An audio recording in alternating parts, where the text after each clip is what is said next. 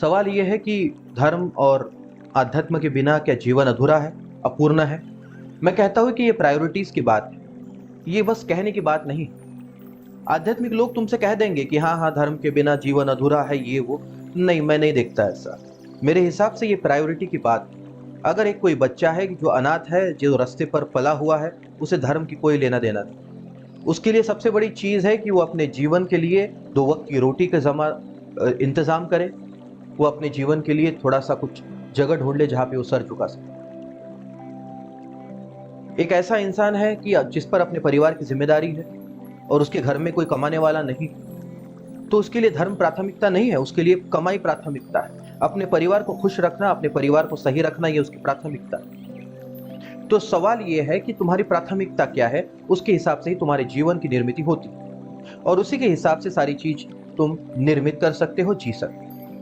तो just because कि आध्यात्मिक लोगों का ये कहना कि बिना धर्म के तुम्हारे जीवन को पूर्णता नहीं है, यह उतना ही झूठ है जितना कि ये कहना कि बिना पैसे की तुम्हारे जीवन में कुछ हो सकता है। हर चीज का तुम्हारे जीवन में परिपूर्ण महत्व है।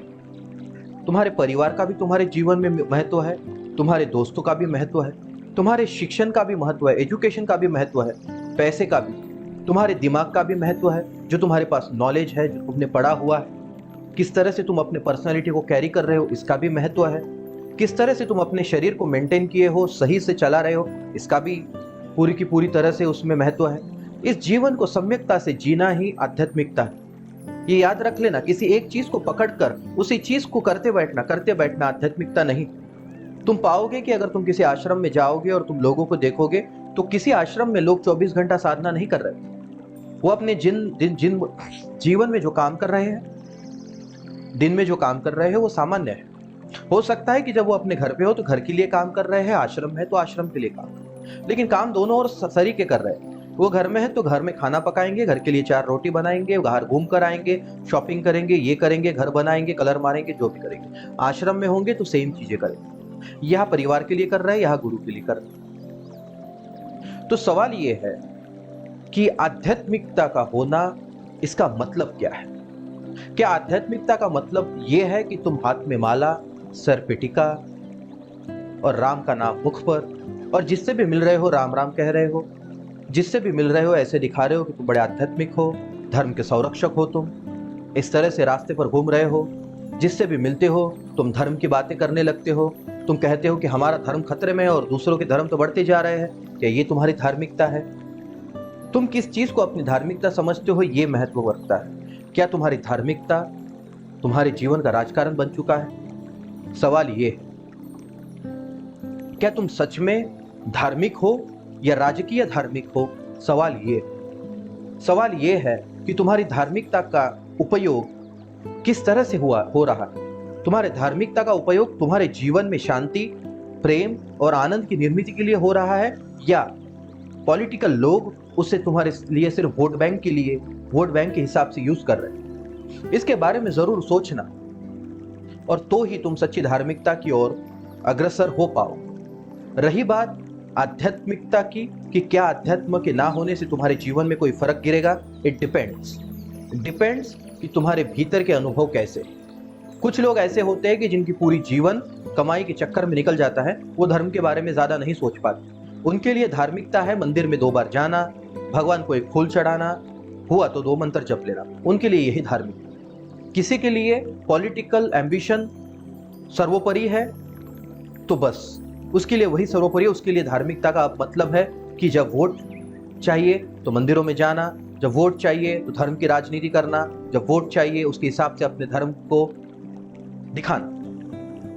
और वो लोग जो सच में अब इन बाहर की चीजों से तृप्त हुए, जिसने ये समझ लिया, याद रखना कि पतंजलि ने बहुत प्यार से कहा, पतंजलि कहते हैं कि जब तक तुम्हें ऐसा लगता है कि बिना शादी के तुम अकेले हो और शादी करके तुम खुश हो,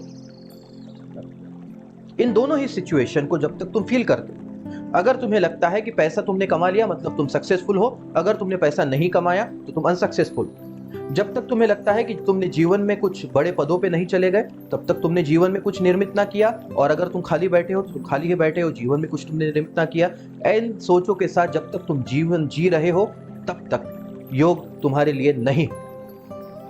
तब तक आध्यात्म तुम्हारे लिए नहीं। और ये सच्चाई ये है कि जब तक तुम बाहरी चीजों से तृप्त ना हो, जब तक तुमने बाहर की चीजों को अनुभव ना कर लिया, तुमने ये देख ना लिया कि बाहर से जिन चीजों के प्रति मैं पागल था, वो चाहे पदों के प्रति हो, चाहे वो समाज के प्रति हो, चाहे वो पैसे के प्रति हो, चाहे अपने लोगों के प्रति हो, कि किस तरह से लोग जो है वो जीवन में अपने को जोड़ूं, जब तक इन विचारों के प्रति तुम पागल नहीं, जब तक तुम अपने आनंद को बाहर से ढूंढना बंद नहीं कर देते, जब तक तुम्हें यह समझ नहीं आएगा कि बाहर से कुछ ना मिलेगा। हाँ, थोड़े समय के लिए खुशी मिल सकती है, अगर तुमने कुछ तय किया और वो पूरा कर लिया तो थोड़े समय के लिए अच्छा लग सकता है, लेकिन ये सर्वोपरि खुशी नहीं, ये हमेशा के लिए रहने वाली खुशी नहीं। ये कोई ऐसी बात नहीं है कि जो हमेशा तुम्हारे साथ रहे। तब तक आध्यात्म की निर्मित तुम्हारे जीवन में नहीं हो सकती। क्यों? क्योंकि बात बड़ी साफ है, भीतर आंख वही बंद करता है जिसकी बाहर की आंख अब देखना थक चुकी जीवन। बाहर के जीवन को देखना जब तक तुम थक ना जाओ, बाहर के जीवन को देखते देखते, तब तक भीतर की आंख खोलने का दिल नहीं करता, ना ही तड़प निर्मित होती। और बिन तड़प इस जीवन में कुछ ना हो। याद रखना, इस जीवन में जिसने भी कुछ किया है, चाहे वो बाहर के जीवन में हो या भीतर के, उसके भीतर एक ही चीज है जो कॉमन है, और उस चीज का नाम है तड़प। कि वो तड़प है उसके भीतर कि जब तक उस चीज को हासिल ना कर ले, जब तक उस चीज को अपने जीवन में ना उतार ले, तब तक उसे रातों की नींद आएगी नहीं, तब तक वो सुकून से न बैठ पाएगा।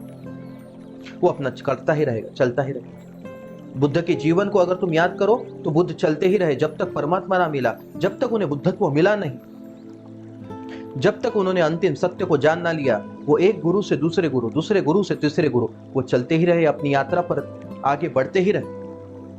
और ऐसे ही अनेक लोगों को तुम पाओगे कि जब तक उन्हें अपना अंतिम लक्ष्य ना मिला, तब तक वो अपने जीवन में चलते ही रहे। तो प्रिय, किसी को भी सुनकर ये मत तय कर लेना कि आध्यात्मिकता का मतलब ही जीवन की परिपूर्णता है। ये तुम्हारा अपना अनुभव होना चाहिए, ये तुम्हारे भीतर से आना चाहिए, ये तुम्हारे भीतर में समझ आनी चाहिए कि बाहर से जी कर अब मैं थक चुका। जिस चीज के लिए भी मैंने सोचा कि इस चीज से सुख मिलेगा, अंत में पाया कि बस दुख से भरा। इस सोच के साथ, इस भाव के साथ, इस समझ के साथ जब तक तुम नहीं भरोगे, तुम जो आध्यात्मिकता करोगे वो भी कुछ काम की ना होगी पूरी। क्योंकि जब तक तुम किसी एक चीज के प्रति पूर्ण समर्पित ना हो, मैं व्यक्ति के प्रति नहीं कह रहा हूं, मैं उस करने के प्रति कह रहा हूं, तब तक तुम उस चीज में कुछ भी निर्मित ना कर पाओ।